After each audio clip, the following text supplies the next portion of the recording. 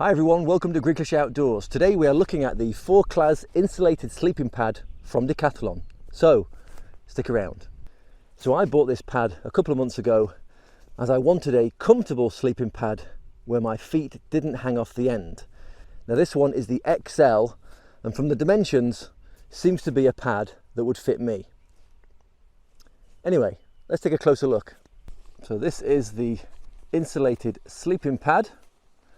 If we look at a few of the facts and figures on the actual packaging, it states that this is the MT500 Air, the XL version, which is 195 centimeters long or 6'5" and 60 centimeters or 1 foot 12 inches wide. It is also 5 centimeters or 2 inches in depth.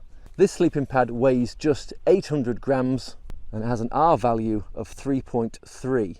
Packed down, they say the volume is 4.6 litres. Now it comes with this nice stuff sack. As you see from here, it has cordage and toggles on both sides. Now when I first got this, I didn't know the reason why, but now I can tell you that the top end is where you pull the sleeping pad out. The other side contains the pump bag, which is a different way for you to inflate this sleeping pad up without putting any of your moisture from your mouth in the sleeping bag, which can cause problems long term. Anyway, let's get out the bag.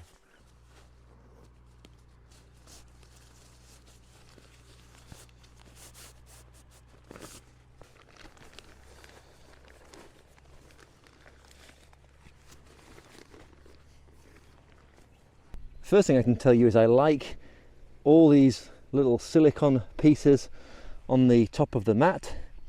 These are really handy to stop your sleeping bag slipping off in the middle of the night. These are the valves to inflate and deflate. You can see it says in and out on them. If I undo the other side,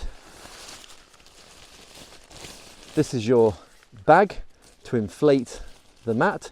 You can see it has a little valve there, and then you simply inflate through the main part of the bag and you would roll it up and force the air into the sleeping bag. I'll show you how that's done in a second.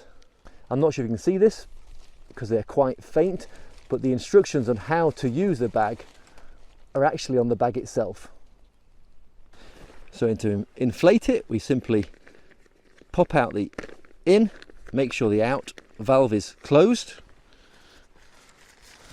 We attach the valve on the bag to here. Then what they say is to blow in the top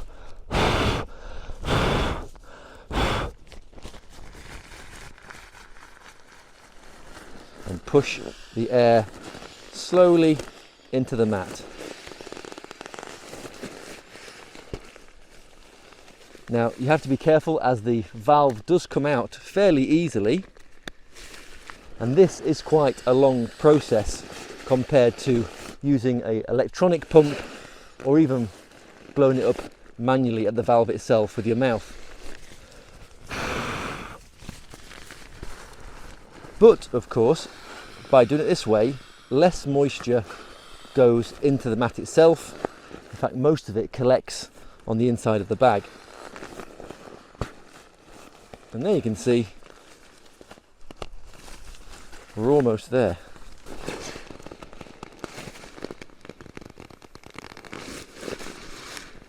Put the in valve back in, and there you have your mat inflated. Now the mat itself does feel quite nice. It's not too shiny on the surface at the front or really on the back, although it definitely would move around on a shiny tent floor. If I lay down, for me as a side sleeper, it feels very comfortable. Some people do have a problem with sleeping pads where the baffles go all the way down the length, because sometimes your shoulder could potentially go between those baffles and therefore you're hitting the floor and not the actual pad. But to be honest with this one, the baffles are quite tight and I haven't had that problem.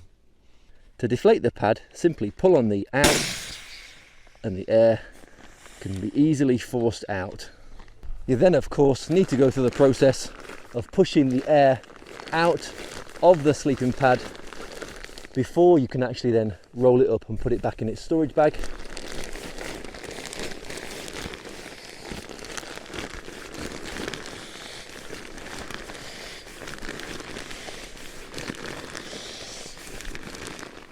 Now of course this can take a couple of goes to get all the air out, but that's not uncommon with most sleeping pads.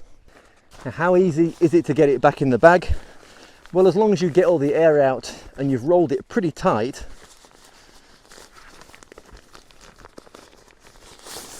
then it's not too bad.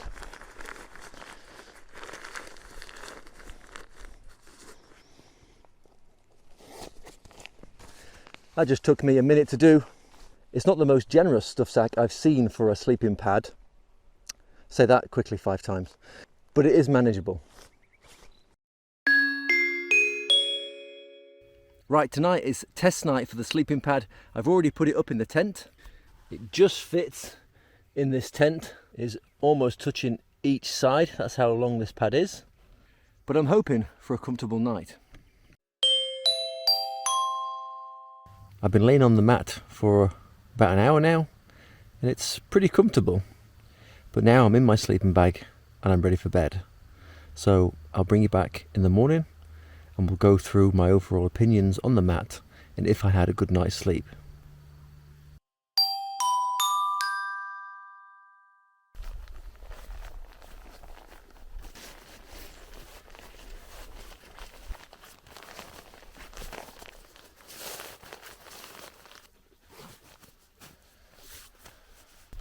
So I've just put the mat down.